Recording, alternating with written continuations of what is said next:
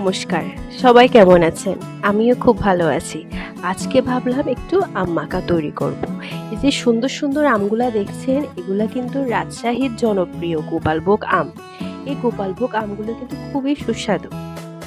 যেহেতু আজকে আম মাখা করব, তাই আমগুলোকে ভালোভাবে ধুয়ে নিলাম। এরপর ছোট ছোট করে কেটে নিলাম। এরপর আমি এখানে কিন্তু ফ্রেশ লেবু পাতা ব্যবহার করেছি। ফ্রেশ লেবু পাতা দিলে যে একটা ভালো স্মেল হয়, ওটাতে কিন্তু মন ভরে যায়। তারপরে পরিমাণ মতো লবণ দেব।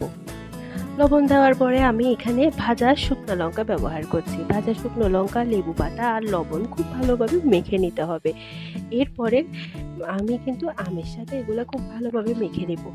আম দিয়ে যদি ভালোভাবে মাখা হয়, তাহলে কিন্তু আম মাখার আসল টেস্ট পাওয়া যাবে। আপনারা দেখছেন আমি কিন্তু এখানে সামান্য পরিমাণেও চিনি ব্যবহার করিনি, কারণ আমগুলা এতই সুস্বাদু ছিল যে চিনি ব্যবহার করার প্রয়োজন পড়েনি। এই যে দেখছেন আমার আম মাখা, আম কিন্তু খুবই সুস্বাদু হয়েছে, আর আম মাখার তো জবাব নেই, দারুণ।